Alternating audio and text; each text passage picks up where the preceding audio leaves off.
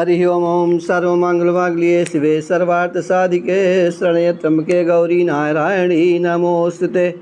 ओम जय श्री राम। साथियों नमस्कार। साथियों, एस्ट्रोलॉजर जेके राय के यूट्यूब चैनल पर आपका स्वागत है।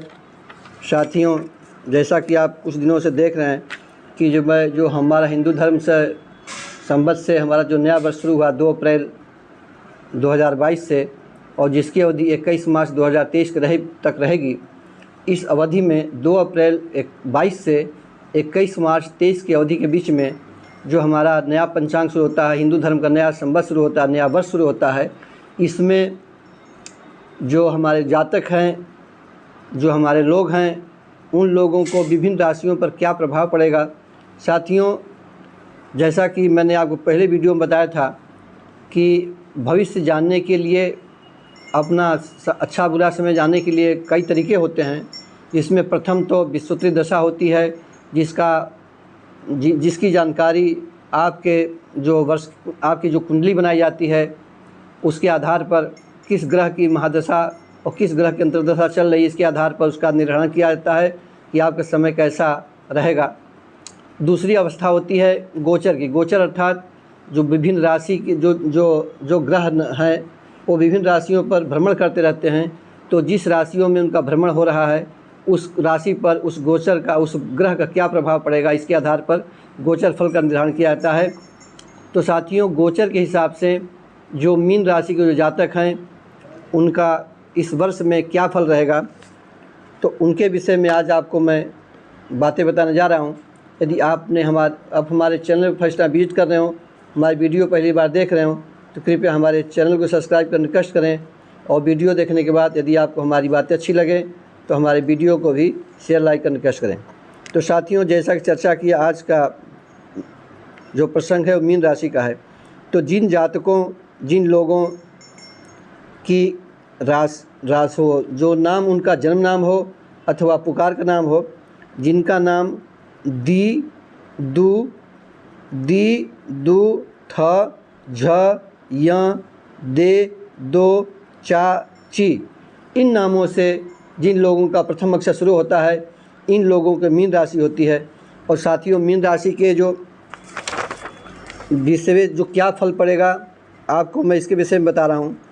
इस वर्ष आपका साधारण फल रहेगा, लेकिन जो बहुत प्रतीक्षित, जो पिछले बहुत दिनों से आप सोच रहे हैं, प्रतीक्षा कर रहे हैं कि यह काम मेरा सफल हो जाए, उस कामों में सफलता मिलने के पूरे चांस बनेंगे।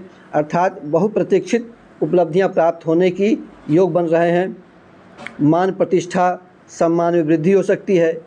और जो विवाह योग्य लड़के लड़कियां हैं, उनका विवाह बनने का भी संयोग बन रहा है। लेकिन समस्याएं क्या होंगी? आपको चर्म रोग हो सकता है, श्वास रोग हो सकता है, श्वास में लेने में दिक्कत हो सकती है, परेशानी हो सकती है। जिन लोगों को दमा की शिकायत होगी, उनको दमा कुछ तेज़ हो सकता है, उखड़ सकता है। लेकिन ये जो समस्याएं होगी, उनके विषय में आपको मैंने बताया। क्या आपको परेशानी हो सकती है, मैं आपको बताया। लेकिन इसमें जो कारोबारी वर्ग हैं, उनको कारोबार में सफलता मिलेगी, उनको व्यापार में लाभ मिलेगा। जो नौकरी पेशा के लोग हैं, सार्वजनिक स्थान में, प्राइवेट स्थान में कहीं पे नौकरी कर रहे हों, उनको नौकरी में उनके मन में उदासीनता रहेगी, उनके उत्साह की कमी हो जाएगी। लेकिन पति पत्नी में सहयोग बना रहेगा। और यदि आपका किसी न्यायालय में किसी विषय पर दीवानी फौजदारी कोई मुकदमा हो, उस मुकदमे में सफलता प्राप्त करने के योग पूरा बन रहे हैं। साथियों, ये तो हमने आपको एक लब्बो-लुआ के रूप में बताया। अब आपने जानते होंगे कि शनि साढ़े साती। तो साथियों, मीन राशि पर 29 अप्रैल 2022 से मीन राशि पर साढ़े साती का भी प्रभाव प्रारंभिक अवस्था में रहेगा। जो शनि भगवान का जो गोचर होगा, मीन राशि के सर्प होगा। तो इस प्रारंभिक अवस्था में, शनि की प्रारंभिक अवस्था में साढ़े साती में अत्यंत संघर्षपूर्ण स्थिति बन सकती है।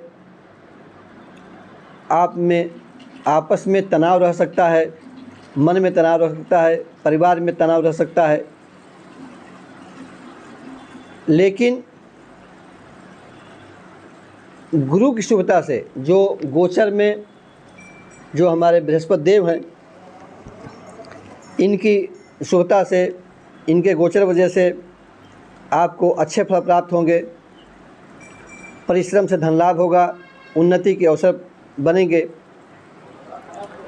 इसमें कुंभ राशि में गोचर करेंगे, इससे आपको संतान, स्त्री, पुत्र, तीर्थ यात्रा, आकस्मिक धन लाभ इत्यादि के अवसर प्राप्त होंगे। और साथियों, जैसा कि हमने 7.5 के प्रारंभिक अवस्था में आपको विवरण दिया कि संघर्षपूर्ण स्थिति रहेगी, तनाव में रहेंगे। तो साथियों, यह स्थिति 29 अप्रैल से 11 जुलाई की स्थिति तक रहेगी।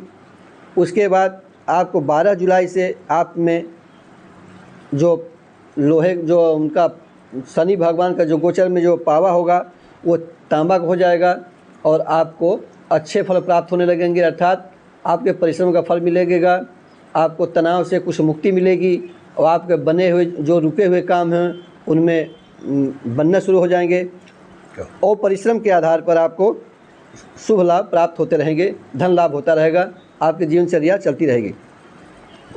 तो साथियों, शनि भगवान को प्रसन्न करने के लिए मैंने आपको अपने पहले वीडियो में भी कुछ बातें बताई हैं। तो उसमें छोटी छोटी बातें, जैसे जैसे आपको जैसा कष्ट होता है उसके हिसाब से कुछ का निवारण कैसे किया जाए। तो साथियों, छोटे रूप में तो आपको समझ लें कि एक जो हम लोग चना खाते हैं, काला चना, तो काले चने को आपको किसी रूप में खाना है, कच्चा खाएं, पका खाएं, सब्जी बना खाएं, कुछ भी खाएं। और यदि आपके पास समस्या ज़्यादा है, रोग की अधिकता ज़्यादा है, कोई परेशानी ज़्यादा है, तो आपको शनिवार को उपवास करना चाहिए और उड़द की खिचड़ी बना करके आपको शाम को भोजन करना चाहिए। और पश्चिम दिशा मुँह करके, साथियों शनि की दिशा पश्चिम होती है, तो शाम को शनि की पश्चिम दिशा में मुँह करके किसी आसन पर बैठ करके आपको शनि स्तोत्र का पाठ करना चाहिए, शनि चालीसा का पाठ करना चाहिए, जिससे शनिदेव आपको प्रसन्न होंगे। आपको शाम को पीपल के वृक्ष के नीचे आपको दीपक जलाना चाहिए, सुबह पीपल में जल चढ़ाना चाहिए इत्यादि उपाय जो है। और राम रामेति रामेति रमे राम मनोरमे सहस्र नाम तत्तुल्यं राम नाम राने, इस स्तोत्र का भी पाठ करने से आपको विशेष लाभ होगा। तो साथियों, आशा है कि आपको हमारी बात अच्छी लगी है, और यदि आपको हमारी बातें अच्छी लगी हों तो हमारे वीडियो को लाइक कर कष्ट करें, और यदि आपने चैनल को सब्सक्राइब नहीं किया है तो कृपया चैनल को भी सब्सक्राइब कर कष्ट करें। मिलते हैं अगले वीडियो में नए विषय पर, तब तक के लिए नमस्कार। वीडियो देखने धन्यवाद।